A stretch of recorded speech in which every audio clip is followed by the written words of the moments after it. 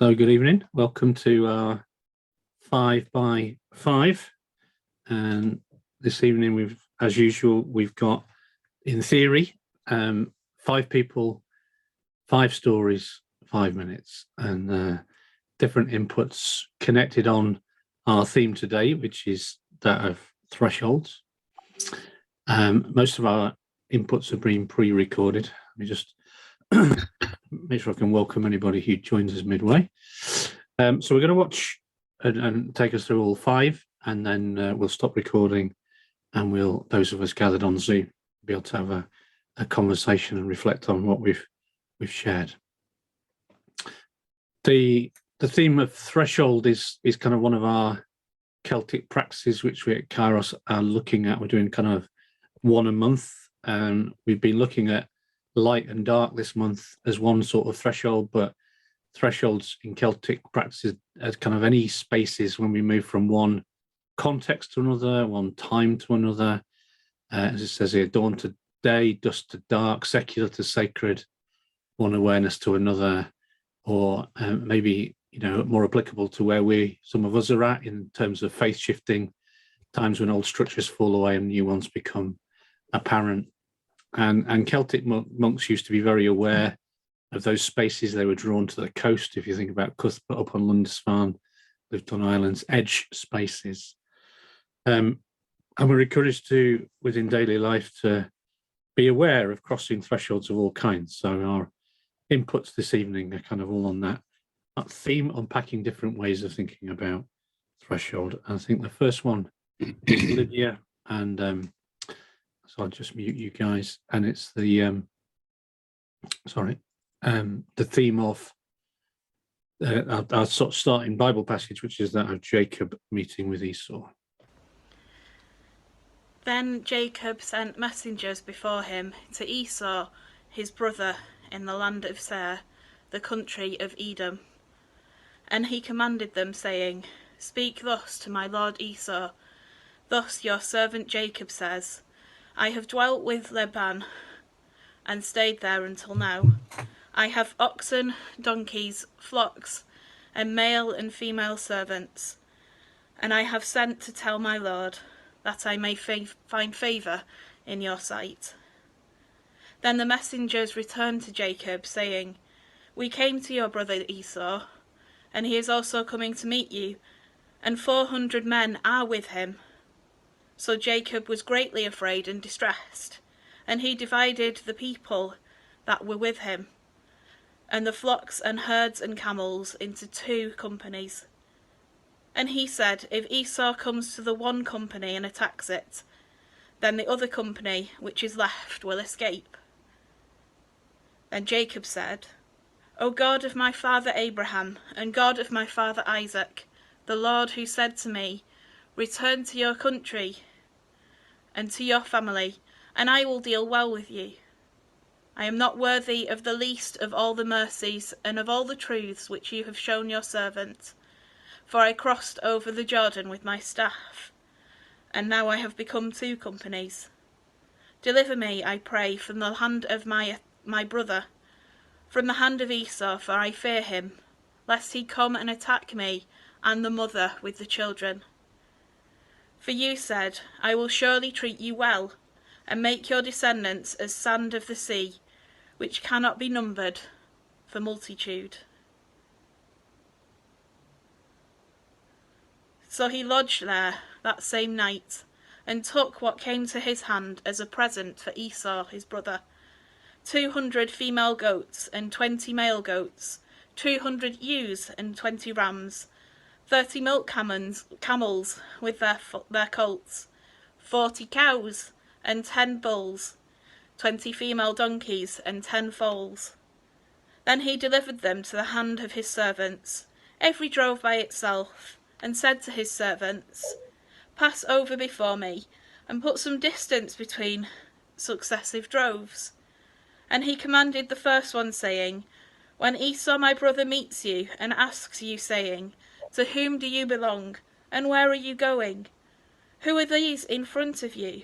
Then you shall say, They are your brother Jacob's, your servant Jacob's. It is a present sent to my lord Esau, and behold, he is also behind us. So he commanded the second, the third, and all who followed the droves, saying, In this manner you shall speak to Esau when you find him, and also say, Behold, your servant Jacob is behind us. For he said, I will appease him with the present that goes before me, and afterwards I will see his face. Perhaps he will accept me. So the present went on over before him, but he himself lodged that night in the camp. And he arose that night, and took his 2 wives, his 2 female servants, and his 11 sons, and crossed over the ford of Jabbok. He took them, sent them over the brook, and sent over what he had. Then Jacob was left alone, and a man wrestled with him until the breaking of day. Now when he saw that he did not prevail against him, he touched the socket of his hip, and the socket of Jacob's hips was out of joint as he wrestled with him. And he said, Let me go, for the day breaks. But he said, I will not let you go unless you bless me. So he said to him, What is your name? He said, Jacob. And he said, Your name shall no longer be Jacob, but Israel, for you have struggled with God and with men, and have prevailed. Then Jacob asked, saying, Tell me your name, I pray. And he said, Why is it that you ask about my name? And he blessed him there. So Jacob called the name of the place Peniel, for I have seen God face to face, and my life is preserved. Just as he crossed over Peniel, the sun rose on him, and he limped on his hip. Therefore, to this day, the children of Israel do not eat the muscle that shrank, which is on the hip socket, because he touched the socket of Jacob's hip in the middle, in the muscle that shrank. Now Jacob called the name of the place. Now Jacob lifted his eyes and looked, and there Esau was coming, and with him were 400 men. So he divided the children among Leah, Rachel, and the 2 maidservants. And he put the maidservants and their children in front, Leah and her children behind, and Rachel and Joseph last. Then he crossed over before them, and bowed himself to the ground 7 times, until he came near to his brother. But Esau ran to meet him, and embraced him, and fell on his neck and kissed him, and they wept. And he lifted his eyes, and saw the women and children, and said, Who are these with you? So he said, The children whom God has graciously given your servant. Then the maidservants came near, they and their children, and bowed down. And Leah also came near with her children, and bowed down. Afterward Joseph and Rachel came near, and they bowed down. Then Esau said, What do you mean by all this? Then I think he says, "Oh, they were there to placate you," and his brother says, I was going to forgive you anyway. You didn't need to do all that." Yeah, we missed the punchline there, didn't we? Never mind. So that's our first input from Lydia. There's an unpacking of that story in the Seeking Aliveness book that we've been reading, but basically it's about Jacob meeting with his brother, who he'd long wronged, and was worried that he would meet a horrible kind of welcome, and instead his brother is gracious. But there's a wrestling as he crosses this threshold. So that's our first input. The next story is one I've recorded, a little bit different. I've been on a bit of a learning curve recently in the realm of car mechanics. I've had all sorts go wrong with the various cars that I've owned over the years, but this one was new. It was a problem with the suspension. The car was behaving pretty normally most of the time.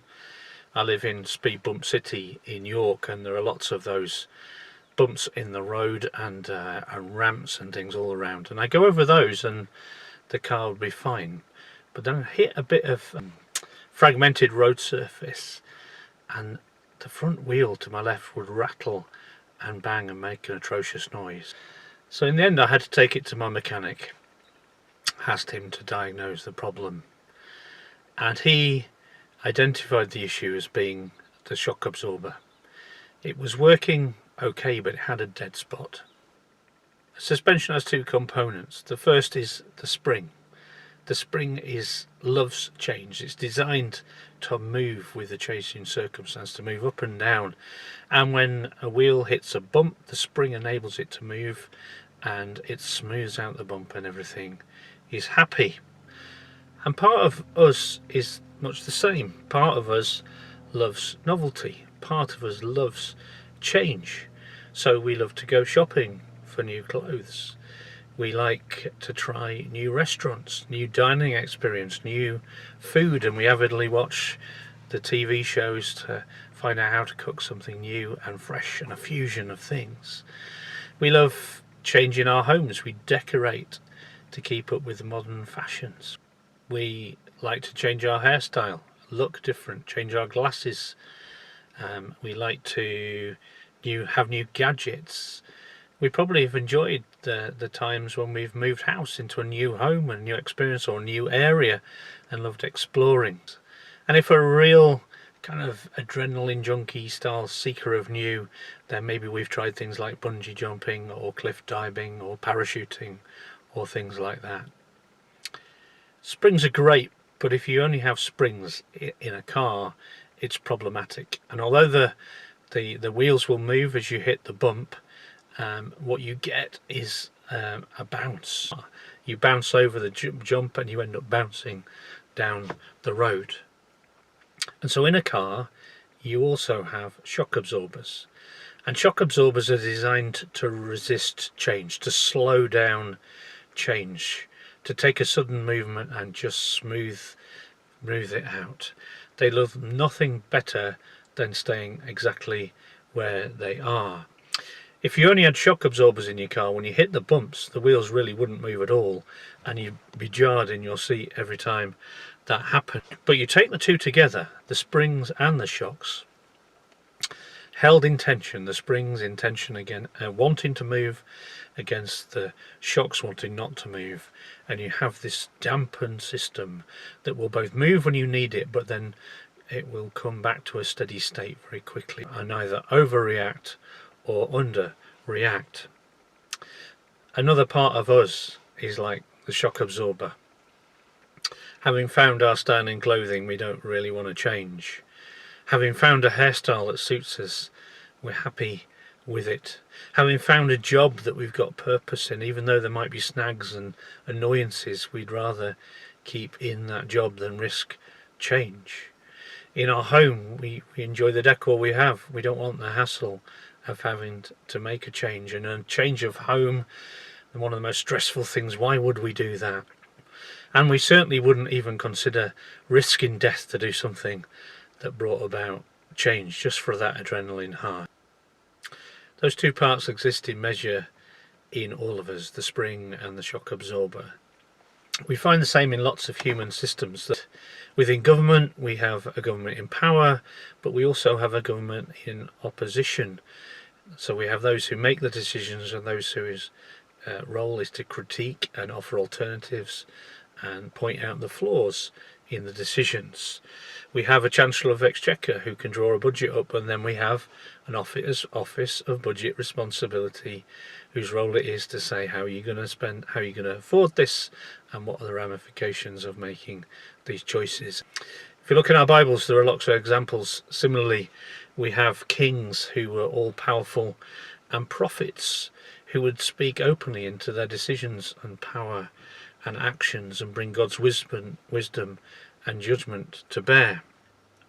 In our personal discipleship, we sometimes feel God's spoken to us. Maybe He's given us a word or a call. We're asked as disciples to chat that through with some other people who know Jesus, to test it against Scripture, to see if what we're called to be or the word we're given brings fruitfulness, brings love, or would bring blessing. I wonder, reflecting on your life and those parts of yourself, whether you are predominantly spring, or shock absorber, and whether you need to find a balance. And the same in your family, the same in your community. Are there those people you need who help you find balance, who help you not be too impulsive or too resistive to change? Where do you find your balance?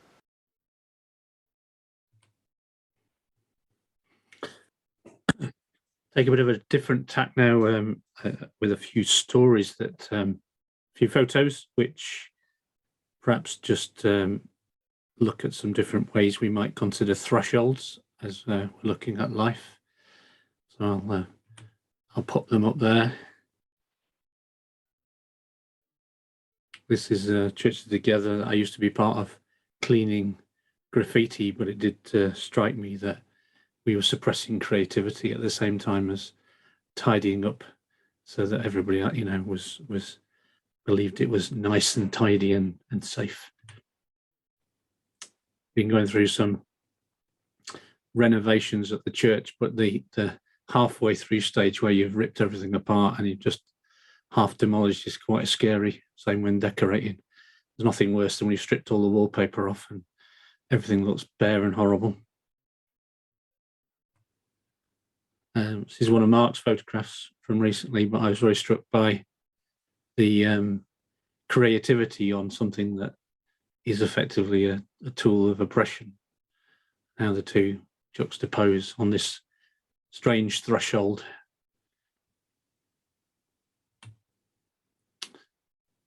And light and dark, we celebrated at Pocklington, light and dark, and we thought about Christ being a light in our darkness and never being overcome by the dark. But the transition between the two is often the most beautiful time of day. You get the golden light, and then you get the colours of sunset and sunrise. And that's, again, one of Mark's from our recent gathering.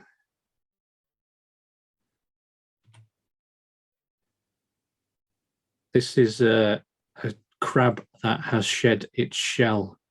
And if you're wondering which is the crab and which is the shell is the small bit.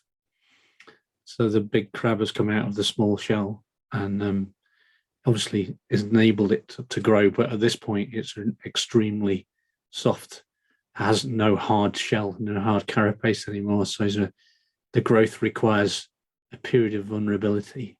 A very interesting threshold we don't have to go through. Or do we?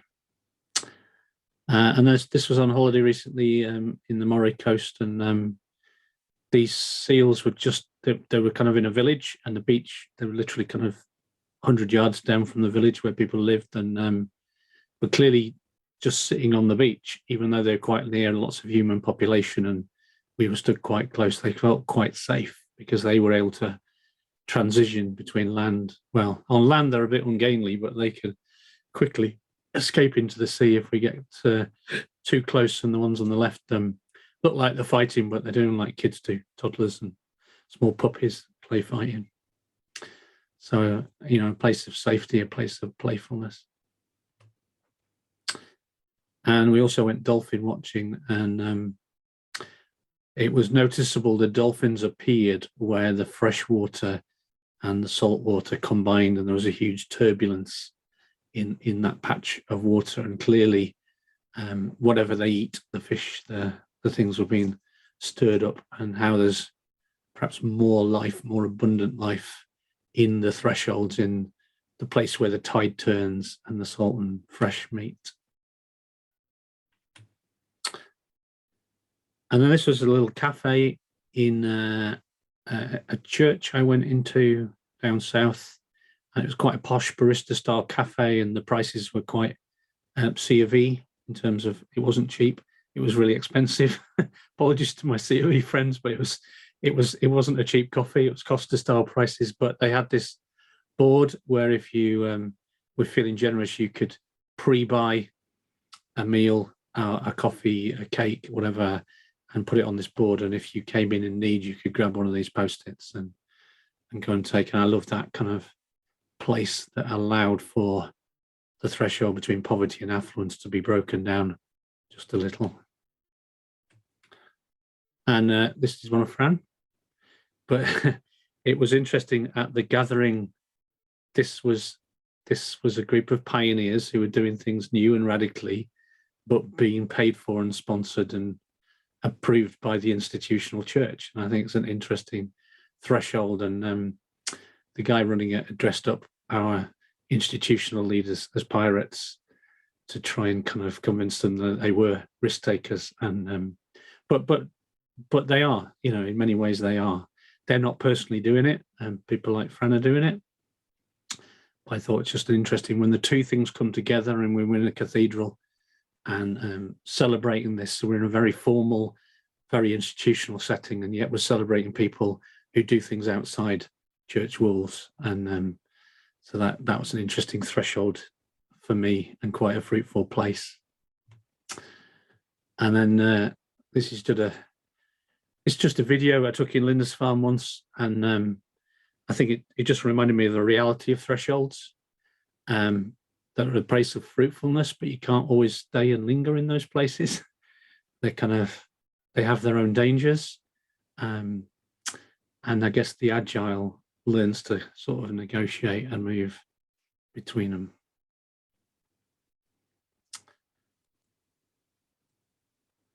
Okay. Our fourth story is one Leanne recorded for us.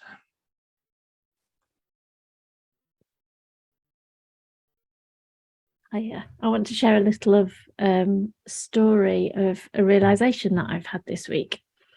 So on Friday at Selby Street, we normally make a cuppa.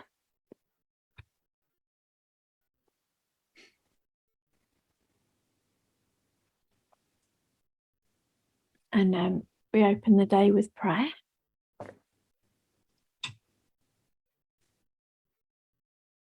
And then we share a bit about how the week has been for us. And at this point, the conversation could go in any direction, and it usually does go in many directions, as people are keen to tell everyone about their complicated week, or their annoying neighbours, or their pet themes, or their heartbreaking reality. And when everyone who needs to be heard has been heard, then we usually read a story together. Sometimes, but not always, it's from the Bible. And last week we read the story of Jacob, the story that we've heard tonight after he'd been estranged from his brother and before they met up again. The story of how he spent the night wrestling with God. And our conversation, as it often does, got quite deep. Now Dan likes to draw while we'll talk, and he created this piece.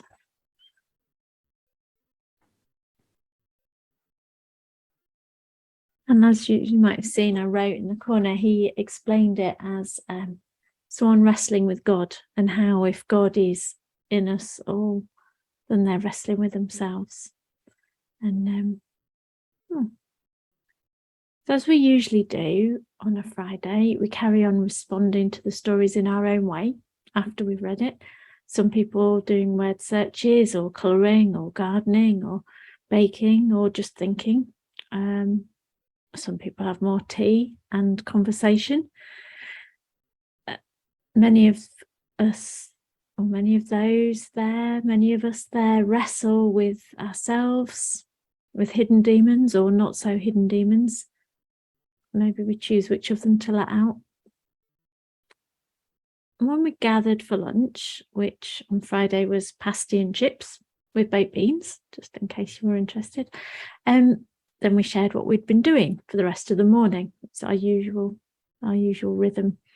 And Chris reflected back the conversation that he had been part of on the table. They sat around with a cuppa, talking about how wrestling's hard work and uncomfortable and can leave you affected in some way. But actually, how they were reflecting that the story shows how important wrestling is as a process in order to move on. And by this point, Dan had turned his picture, into a painting, which I'm hoping will use some point.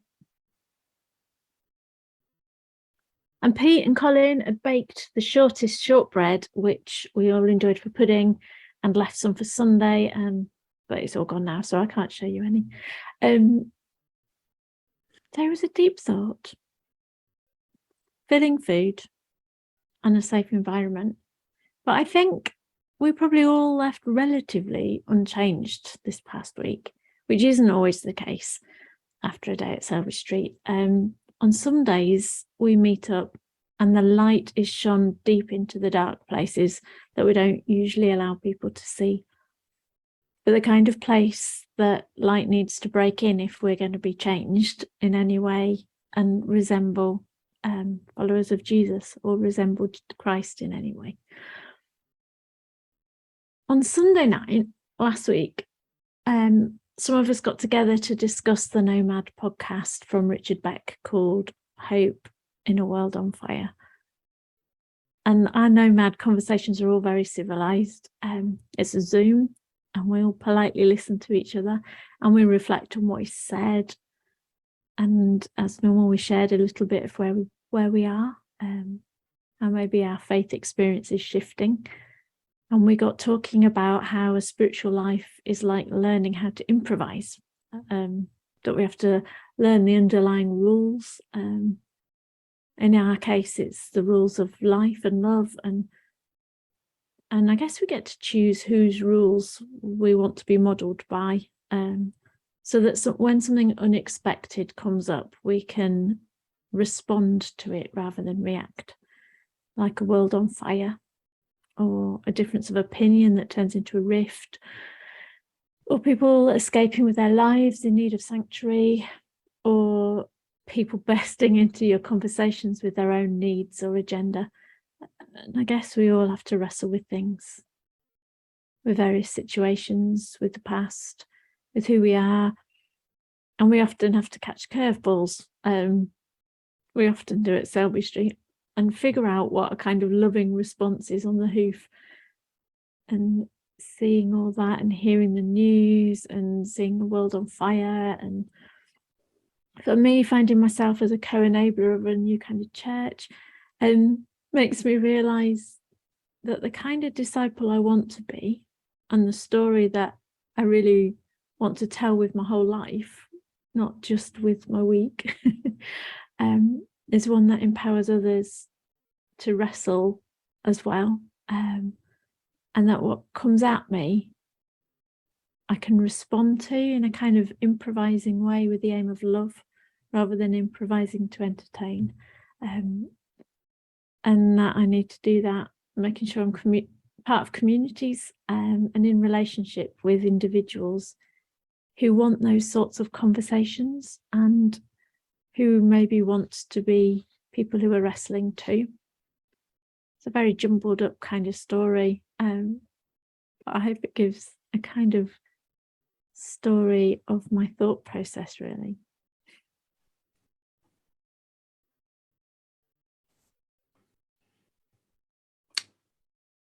And our last is a poem I wrote several years ago, or a meditation, I guess. Walking along the sea at Whitby, so I'll read this and then we shall stop the recording and reflect on what we've heard.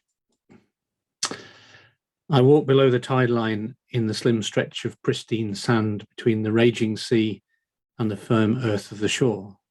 To my left, the sea rolled in, powerful, loud, chaotic, a place of churning waters, a place of unknown depths. I walk virtually alone, the sounds of life on the shore lost in the crash of waves. I choose to walk on fresh, pristine sand, aware from the footprints left that others have walked this way too, but I want to make my own mark, a perfect image of my passing, not marred by the scuffing of other feet, but aware that in a matter of hours, all signs of our presence will be gone. In this place below the tide line, as the sea rolls in and rolls out, the beach will be cleansed, renewed. The marks of people's passing will be gone. The beach will be restored, perfect once again, recreated, waiting again for the first step by another's feet. Here in this place below the tide line, the smallest creation stands out, the sandcastle, the shell, the footprint. We can make a huge difference, a visible difference. And those who walk this path will share in our joy at its creation. And yet in a matter of hours, it will be gone. The pride of our creative hand destroyed, removed like it never existed, just as quickly as that which we did not savor, our litter, our failed creations, our mistakes, our errors, the mark of our presence that mars the pristine beauty of the beach. On land, mistakes stand for a long time, but here below the tide line, we can rejoice they will soon be a distant memory, held only if we choose to remember them. This place below the tide line is not a living world in itself. It is a world between the life of the land and the mysterious life in the depths of the sea. Occasionally, the chaos throws out some sign of its mystery, a jellyfish, some seaweed, some driftwood from a far-off place, some useful, some not, but an indication of another world, not seen, not truly grasped, just little hints of something more. We cannot walk here forever. Time is pressing. Life below the tide line is transient, short. In this place between worlds, we have little time to ponder, to dwell, to make a difference. But somehow here life is really lived. The opportunities rise up to meet us. Our weakness and inadequacies wiped without trace. It's an exciting place to be in this place between worlds. Our Christian lives are lived below the tide line of the now and the not yet, between the kingdom on earth and the kingdom of heaven, walking the walk that Jesus walked between our human life and the divine life that awaits. Our creativity celebrated, our mistakes wiped clean. We have so little time, but it's an exciting place here below the tide line as we walk together, yet choosing our own footsteps, making our own mark, living our own life below the tide line. Thank you for listening and for allowing us to share. I'm going to stop the recording now, and we wish those who are watching, hope you want to, if you wish to respond, you can do so on WhatsApp, on Facebook, or you can discuss amongst yourselves, or next time we meet, we'd love to hear what you think and what stories it's evoked for you. But we're going to do that in person now. But for now, I'll say goodbye and see you next time.